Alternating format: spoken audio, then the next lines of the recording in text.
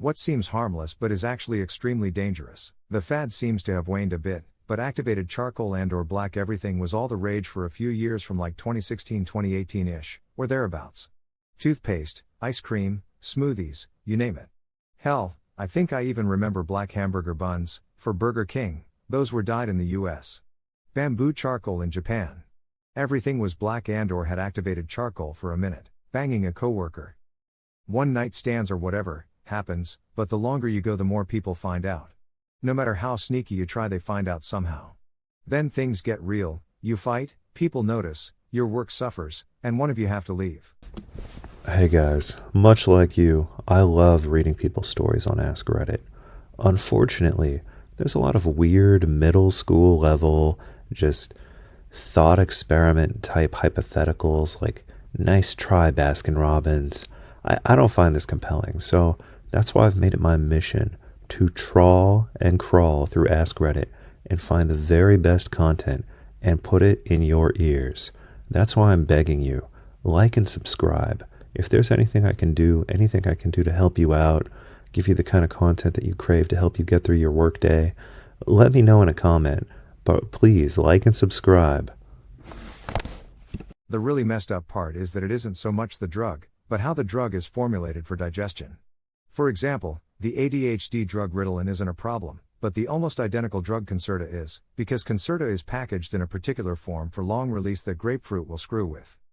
Incidentally, blood oranges can also be a problem, mixing alcohol with certain medications. I had a few drinks, 3 or 4 beers over 3 hours or so, after starting ADHD meds a few months back and completely blacked out. Always do your due diligence. If it's a prescription, ask your doc. If it's over the counter, ask a pharmacist and do some digging online. My dad got caught in a riptide when he and my mom were on vacation in Florida. Mom could see him swimming from her seat on the hotel balcony. He realized there was a problem and tried to get Mom's attention, but she thought he was just waving. I forget if he got out by himself or if someone helped him, but luckily he survived. ETA, if you ever find yourself in a riptide, the only way to get out of it is to swim sideways, swim parallel to the beach, not towards it. This even includes honey and baked and prepared goods, like Honey Nut Cheerios. Botulism spores can survive high heat environments, and botulism is a rare but serious and sometimes fatal illness in infants. Like rabies exposure, the risk might be small, but the consequence is so great that it's worth being extremely cautious about it. A mature jeweler here. He likely has some form of sodium bisulfate. When it comes in contact with water, the sodium is liberated and you are left with good old-fashioned, American, sulfuric acid. It goes by the name pH down and is used for maintaining the chemical balance of your pool. We jewelers use it to chemically eat away oxidation from metals after we blasted them with fire. It's iffy stuff.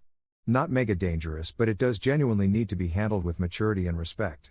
So much the worse, sulfuric acid just adores reacting with all sorts of things and producing poisonous gases. If they roll or the adult shifts position and they end up on their face or covered in fabric, possibly suffocating. Or they roll, fall and hit the floor, especially if nobody realizes or can help them quick enough. That's what the warning signs in the hospital said when my firstborn was born. Freaked me right out, driving while really tired. Being behind the wheel of a 3,000 pounds machine when you have trouble keeping your eyes open is extremely dangerous, even if you're completely sober. I made the mistake of driving on no sleep and ended up nodding off and waking up in a small ditch. Thankfully the small highway I was on was pretty empty, so I didn't end up hurting anybody, but it really opened my eyes just how dangerous it is. There was correct me if I am wrong, I believe a radio contest that did exactly this, and a lady died from drinking too much water to try to win a Nintendo Wii. Was a radio contest on KDND 107.9 and the contest was dubbed Hold Your Wii for a Wii. 28-year-old died a couple hours after the contest. If there's ever a fly or a mosquito or like a yellow jacket or some weird unknown insect in my house, my wife will not leave me alone until it is dead, and she will blame me personally for having a house that an insect entered. The only way that I'm able to buy peace for myself so that I can work on this YouTube channel that you enjoy is by using an electric fly swatter with an affiliate link in the description. The way this fly swatter works is that you hold down the little button and then you whack the fly as if it were a tennis ball, and it looks like a tennis racket. And what the electricity does is it stuns the insect or kills it so that you can clean it up easily. And the fact that it's a tennis racket like gives it you a much better chance of actually hitting the insect. And I found it invaluable, and I hope that you will decide to also use it in your home. And, if you're like a teenage boy, you can also whack other teenage boys with it. We used to do that in the Boy Scouts. There's a service called Baby Box that sends parents home with a handful of basic necessities, some pamphlets of info, and a cardboard box that's a perfectly safe bassinet for the first couple months. It's a really, really good program, and I think it's had a big impact on infant mortality in nations that implement it more widely. It exists in the US, but it's not super well known, and we had to know to ask. We played that game Chubby Bunny at youth group parties, even after kids choked to death playing. We just got a be careful and told to continue. Kids didn't die at my youth. There were news stories of kids dying while playing it, and we just ignored them. Bruh, when someone didn't show up for work, I asked my manager if he tried to call them, and he said no, it's not his job to hunt people down. While that may be the case, it pissed me off because sometimes we're the only people who see these people every day. If something happened to them and they're stuck with no help, and no one is looking for them, us raising the alarm could be the only thing that gets them looked for.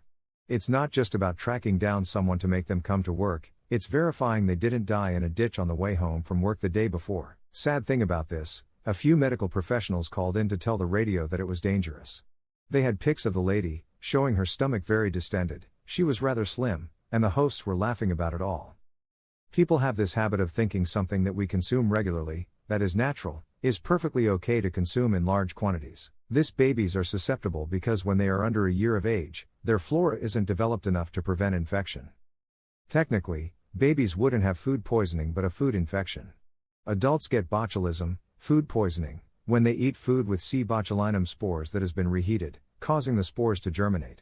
The bacteria then die and release the toxin. In babies, the spores actually germinate inside the body and are not killed, so they actually cause an infection. They can still release the toxin, but it's a different process than how we get it as adults. Unfortunately, it's the same outcome, just a different way of getting there. I know a guy who tried to fix his friend's garage door. The spring broke free or exploded or whatever and hit him flush in the face. Broke his nose, knocked out some teeth and blackened both eyes. Lucky he didn't die. He was actually fortunate that he caught the burn of it with his teeth. Fun fact, he didn't fall down. He staggered and dropped to one knee. My man could take a hit, apparently. Verified by the friend. Unfun fact. People don't wave or flail when they're drowning. They do very little and look very normal. People often don't have a clue anything is wrong until they go under the surface, and don't come back up. Here's a link that describes it. First line is half of kids who drown do so within 25 yards of their parents, so it's worth a read. Could save a life. Yeah, I have some friends in British Columbia, and the wife forages. We were at their little mixed farm a couple summers ago. She came back from the woods with a big basket of mushrooms and other stuff she absolutely identified. And in a small pouch she had some other mushrooms. The other ones, she was like 90 sure of, but not 100. Anyways, she ended up tasting a very very small piece of said mushrooms, in order to be careful. She got a bit sick, ended up throwing up, then feeling shitty for like 12 hours. Smart lady to have been cautious. She also photographed them in detail before disposing of them too, in her words if I remember correctly, cataloged them and put them in the Bad News Bears file. Our hospital actually did send us home with a pamphlet. Didn't mention the honey thing, though, because you shouldn't feed a baby anything except breast milk or formula until at least 4 months. The pediatrician, however, was very clear when the time for solids came. Any food is fine as long as it's not a choking hazard, or honey. I turned 36 this year, and I decided to focus on my physical fitness, so I bought a swim club membership. The only problem was, most of the time when I go swimming, I wind up getting an ear infection. So, it turns out that normal earplugs, they kind of irritate your ear canal, they don't really work, they don't keep the water out, but there is an amazing kind of earplug. It's called Mack's Pillow Soft Silicone earplugs that, they feel great, they keep the water out 100%, they're reusable, and they don't irritate your ear canal at all, no issues. If you've ever had a severe ear infection, you don't want to experience that again. It can permanently damage your hearing if you're unlucky. So investing in these earplugs is definitely a good idea. Also, when my baby was crying later this year and I could not get to sleep, I used the same earplugs and they worked great. I was able to sleep right next to a crying baby. So be sure to click my affiliate link and purchase some of these Mack's earplugs today.